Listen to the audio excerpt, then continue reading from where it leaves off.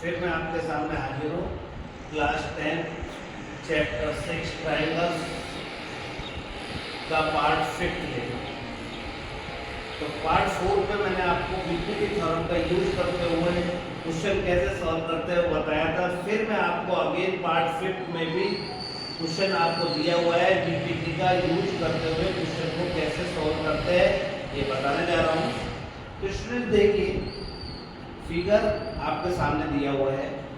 In the given figure P M parallel A B, ये दोनों line parallel and P N parallel A D, ये given है।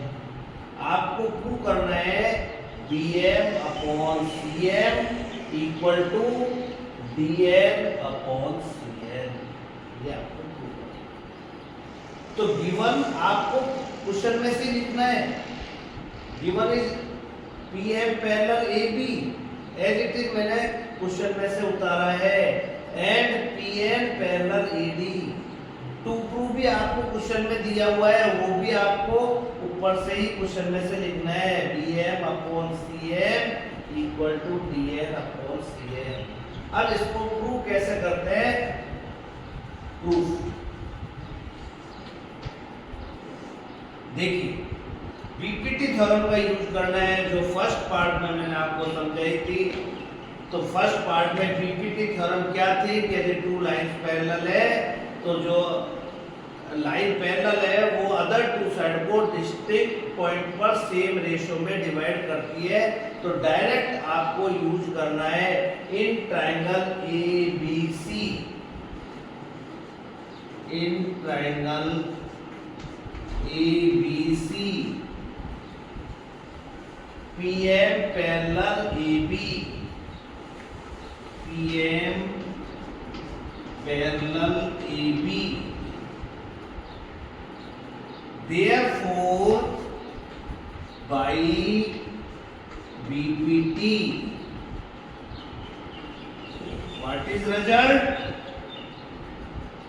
BM upon CM, BM upon CM equal to CP upon AP, CP upon AP।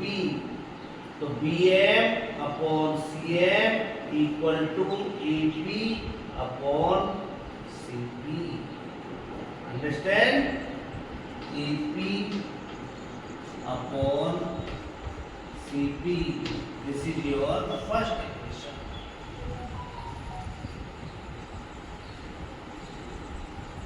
दूसरा triangle देखिए, in triangle ACD,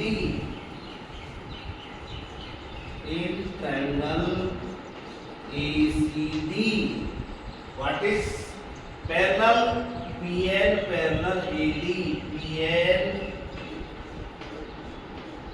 parallel AD, therefore by BPT क्या result निकलता है,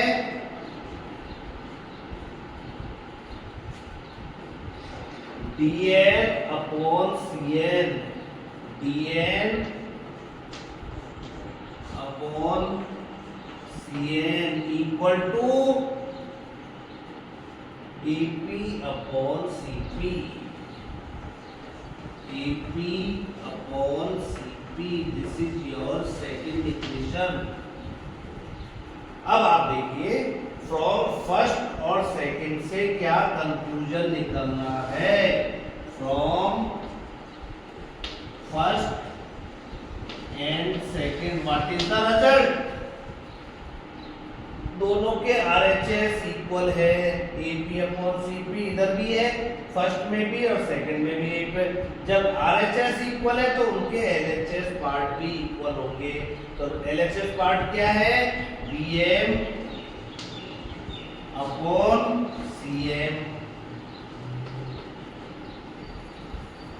equal to dn upon cn equal to dn upon cm।